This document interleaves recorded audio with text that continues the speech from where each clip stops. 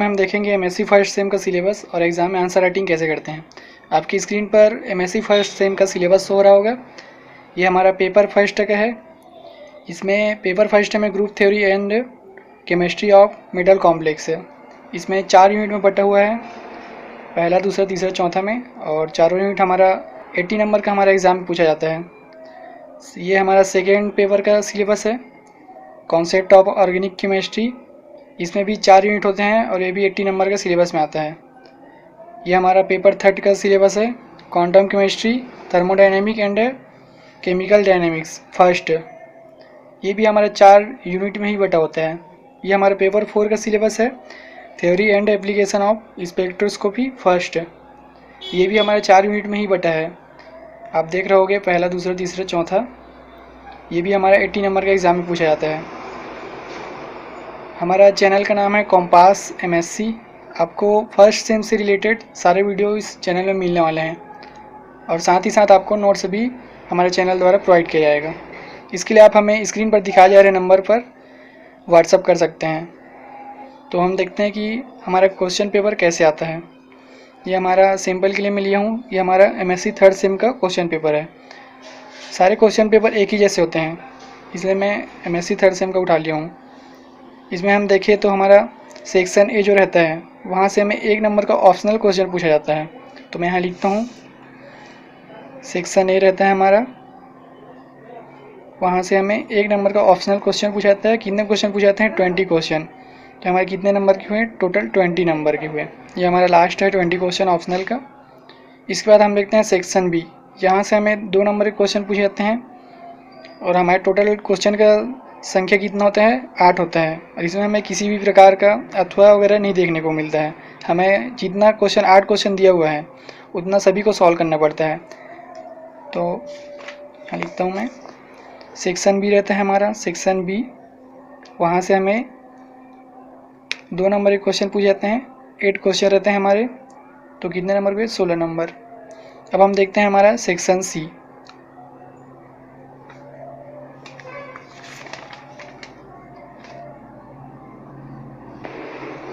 ये हमारा section C है। यहाँ से हमें 3 नंबर के क्वेश्चन पूछे जाते हैं और यहाँ भी क्वेश्चन की संख्या टोटल 8 होता है, 8 क्वेश्चंस।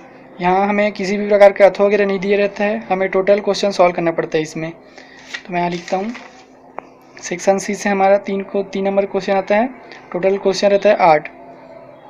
तो हमारे क्वेश्चन के नंबर कितने हुए? 24। अब हम देखते हैं सेक्शन डी। सेक्शन डी से हमारे 5 नंबर के 5 क्वेश्चन आते हैं। टोटल हमारा 25 नंबर का होता है। ये देखते हैं क्वेश्चन। ये हमारा सेक्शन डी है। यहाँ से 5 नंबर के क्वेश्चन पूछे जाते हैं। इसमें हमारा 1 क्वेश्चन रहता है, उसमें हर एक क्वेश्चन में अथवा दिया रहता है। जैसे मैं पहला क्वेश्चन की बात करूँ तो यहाँ पहला क्वेश्चन ऊपर में लिखा हुआ है और नीचे में और लिखा हुआ है। या तो मैं इसको सॉल्व कर सकता हूँ या फिर इसको। यदि मैं सेकेंड वाला सॉल्व करता हूँ तो मुझे इसमें ए और बी दोनों को सॉल्व करना पड़ेगा और यहाँ सिर्फ एक ही सॉल्व करना है। वैसे ये हमारा सेकंड क्वेश्चन है। यहाँ मैं इसको भी सॉल्व कर सकता हूँ या इसको, दोनों में से एक मेरे को सॉल्व करना रहेगा। यहाँ पर टोटल 10 क्वेश्चन रहते हैं और उसमें से मेरे को 5 क्वेश्चन बनाना रहेगा और सभी में 5-5 नंबर रहते हैं। मतलब यहाँ से हमें 25 नंबर के क्वेश्चन पूछ जाते हैं। इसको हम टोटल करें तो हमारा 80 नंबर का होता है एग्ज़ाम। यह हमारा एक पेपर का एग्ज़ाम है। ऐसे ही हमारे पास 4 पेपर होते हैं। 4 पेपर के टोटल हम नंबर जोड़े तो इसमें हमारा 320 नंबर का हमारा एग्ज़ाम होता है। 80 नंबर का हमारा इंटरनल होता है।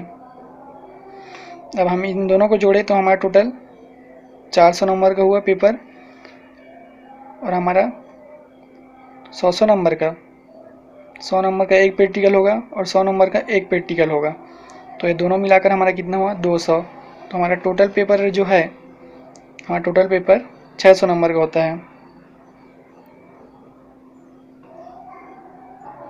अब हम देखेंगे कि हमें एग्ज़ाम में कितने पेजेस में आंसर लिखना रहता है। यदि मैं सेक्शन ए की बात करूं तो सेक्शन ए में हमारे पास एक पेज रहता है, सिंगल पेज। उसमें हमें सिर्फ टिक लगाना रहता है। उसमें 20 क्वेश्चन लाइन से दिए रहते हैं। उसमें हमें सिर्फ ऐसे टिक मार्क करना रहता है। वहाँ पास ऊपर में ए, बी, सी और डी ऐसे दिए रहते हैं। उसमें हमें यदि ए सही है तो ए पर टिक लगाना होगा, यदि सेकेंड का डी सही है तो डी पर ऐसे टिक लगाना रहता है। अब हम आते हैं सेक्शन बी पर। सेक्शन बी में हमारे पास 2 नंबर का 8 क्वेश्चन रहता है। इसके लिए हमारे पास एक पेज रहते हैं, एक पेज को 2 पार्ट में डिवाइड किया रहता है। हमारे पास जो पेज है वो लिमिट में रहता है।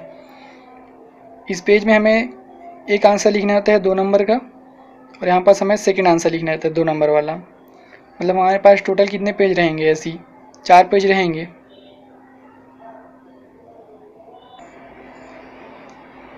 टोटल हमारे पास 4 पेज रहेंगे ऐसे, उसमें हमें 2-2 नंबर का आंसर फिल करना होगा। अब हम तीसरा सेक्शन की बात करें तो हमारे पास एक पेज रहते हैं तीसरा का आंसर लिखने के लिए। तीसरा सेक्शन का जो हमारा 3 नंबर का होता है, 3 नंबर के आंसर को हमें एक पेज में ऐसे लिखना होता है टोटल।